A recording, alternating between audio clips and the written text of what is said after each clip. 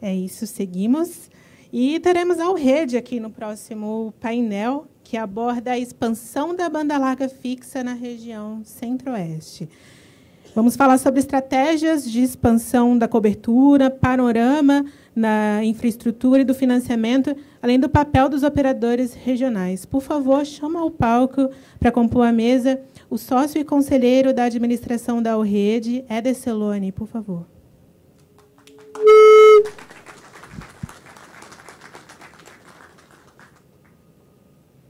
O presidente da Associação dos Provedores de Internet do Estado do Mato Grosso e também presidente da Ultranet do Mato Grosso, Cleiton Macedo Jacques.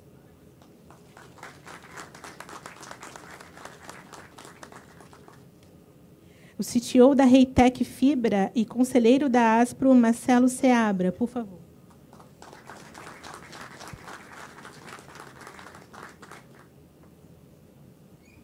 E já chamo também para moderar o painel o CEO da Futurion, Caio Bonilha.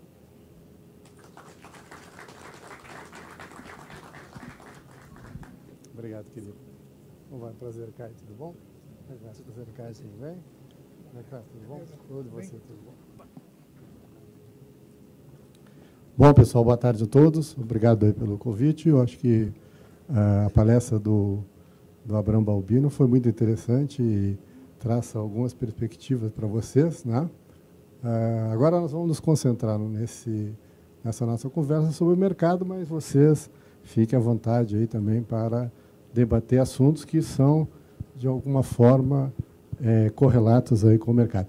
Eu trouxe aqui só para ilustrar um pouco a nossa conversa, vocês podem acompanhar por ali, tá? Um pequeno traçado da expansão da banda larga no Brasil e no Centro-Oeste entre março de 2020 e março de 2023. Né? Vocês podem ver aí que o Centro-Oeste ele tem uma densidade com relação ao número de domicílios. Ainda nós não fizemos a atualização ainda com esses novos números do IBGE, né, de 62%, né, é bastante, só perde então para Sul e Sudeste.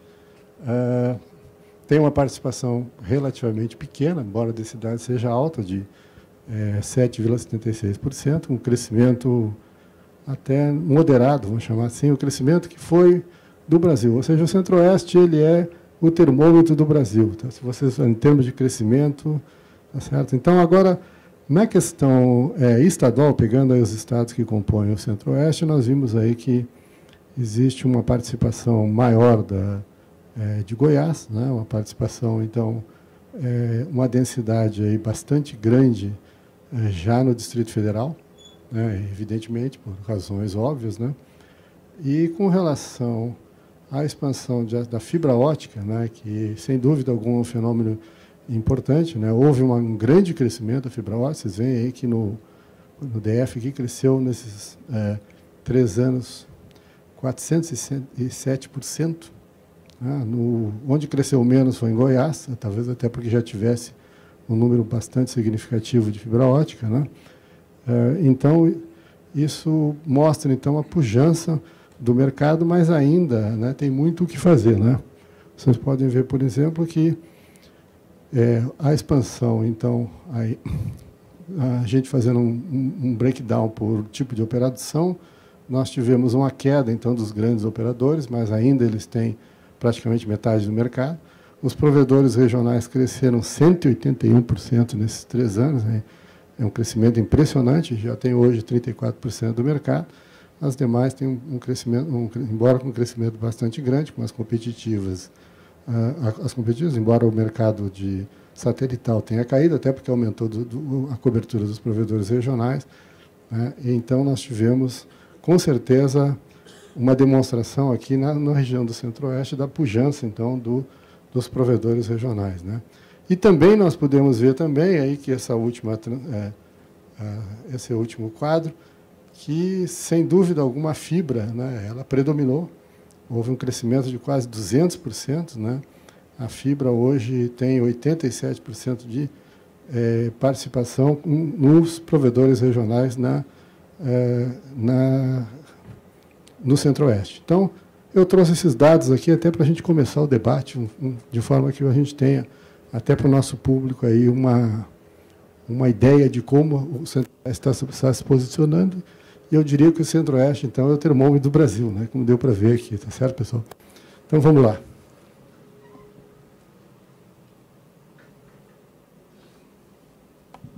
Bom, eu preparei uma série de perguntas aqui para você.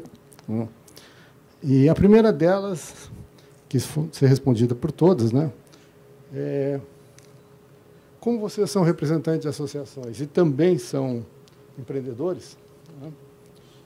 Como vocês estão vendo o cenário atual de telecomunicações? Aliás, a palestra do Balbino é para a gente falar tudo que pode acontecer para o futuro, mas como vocês estão vendo o cenário atual, né, em termos de crescimento, em termos de posicionamento aí dos provedores regionais, começando pelo nosso colega lá da extrema-direita, não que você seja. Por favor. Boa tarde, tudo bom? Meu nome é Cleiton e a Associação do Mato Grosso ela é recém-nascida, né? Ela é uma associação que ela tem agora, acho que um pouco mais de 3 meses de registro. E é justamente vendo a dificuldade do setor, eu como um novo empresário também na área, no ramo de telecomunicação, com menos que 2 anos, inclusive, tá? Com muita dificuldade. E logo entrando, participando dos grupos de empresários lá, dentre várias discussões, foi fomentado por mim por que não ter uma associação. O Estado do Mato Grosso não havia uma associação lá. E para enfrentar alguns problemas que ocorrem lá, a gente pensou em montar de fato uma associação, tá? Eu vejo como um mercado promissor. Eu, pessoa do Cleiton, nunca trabalhou com uma empresa de telecom. Fiz faculdade voltada para a área de desenvolvimento de sistemas, pós-graduação em engenharia de software e tive esse contato com o telecom, assim, foi uma coisa, não dá nem para acreditar. Um equipamento de um empresário que eu cuidava dos servidores dele estragou, a gente precisou comprar de emergência, num distribuidor ele falou de microtique para mim. Eu acho que grande parte dos provedores pequenos começou com microtique. Então eu passei a pesquisar, e aí começou a surgir provedor de internet, eu fui pesquisar, e daí eu abri a empresa, né? Resolvi investir no segmento. Então, eu vi isso com muito bons olhos, né? Relativo à questão da lucratividade e tudo mais. Porém, ao entrar, ao abrir empresa mesmo, começar a trabalhar, aí sim eu pude sentir as dificuldades, né, que existe no setor, tanto para pequenas empresas como para grandes empresas. Uma dessas dificuldades é a questão do posteamento, né? Aqui em Brasília, eu nunca havia vindo aqui, vi que é meio mais ou menos organizado, mas lá para o Mato Grosso do Sul, a gente dá uma olhada na rua, o negócio é bem desorganizado, que chega até mesmo a causar acidente às vezes, né? E relativo ao preço também do poste e tudo mais. Mas assim, eu vejo com bons olhos, é um mercado que está em pleno crescimento, né?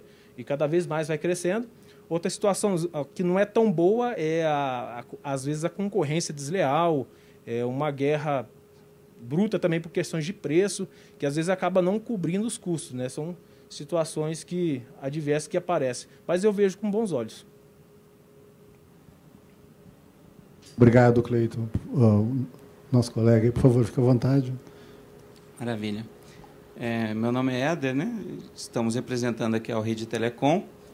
É importante contextualizar que a Rede Telecom ela é a junção de 12 empresas, 12 ISPs que se destacavam na sua região e todos eles conhecem a trajetória do setor, tem muitos anos de segmento e nós enfrentamos, acho que dá para fatiar, né, esses momentos. No passado, toda aquela dificuldade de acessar os postes, dificuldade com custo, investimento e tudo mais. Principalmente quando a gente fala de Centro-Oeste, a gente tem uma dificuldade que é tudo muito disperso, território muito grande, pouco adensado, e isso acaba criando uma dificuldade ainda maior na questão do investimento, porque eu tenho que lançar muito mais cabo, muito mais rede, para atender um volume menor de cliente. Sem contar a dificuldade que sempre foi muito latente no Centro-Oeste, né?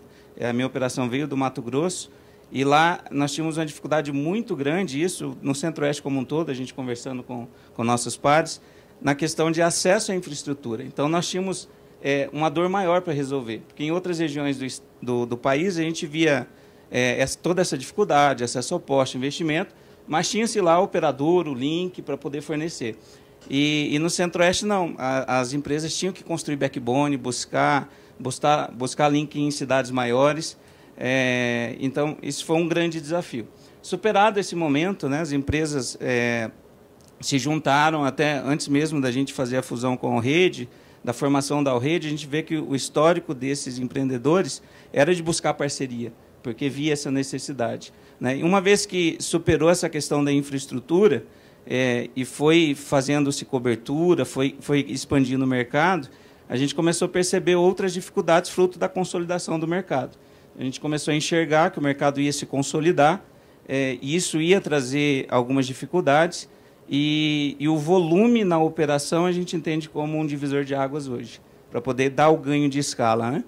Então, permanece ainda dificuldade com poste, permanece essa queda de braço que existe muito forte no setor da questão tributária, né? Qual é o percentual? Estamos falando aqui, qual é o percentual ideal de SVA? Ninguém tem a resposta, né? E aí o fisco municipal quer puxar a sua parte, o estadual quer a sua parte, o federal quer a sua parte, aí vira aquela guerra e a gente está no meio de tudo isso, né? Então, acho que essas são as grandes dificuldades do setor hoje, sem contar que nós estamos num momento, e isso afeta muito o setor, do custo de investimento muito alto, do momento em que o mercado, na apresentação do nosso colega, ficou muito latente isso, né? Cresceu, expandiu, e deu uma desacelerada, porque hoje a maioria das casas estão conectadas.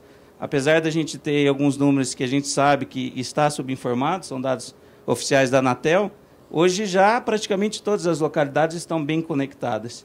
E aí isso gera uma competição ainda maior, uma redução de ticket, um aumento de custo, e isso traz uma grande dificuldade, ainda mais nessa conjuntura atual do custo do dinheiro muito alto, de você construir rede, você já não conseguir aquela mesma taxa de penetração que você conseguia no passado. Então, acho que se fosse para falar, o que é o foco hoje é ter uma gestão eficiente, com custos bem equalizados, para que a operação continue lucrativa e continue dando fôlego para investimento. Muito bom, Éder. Eu acho que é exatamente o que a gente estava querendo ouvir aqui, que é esse panorama, né, do ponto de vista dos empreendedores, né, de como a coisa está andando no atual momento, e daqui a pouco nós vamos perguntar as coisas, como é que nós vamos para o futuro, tá?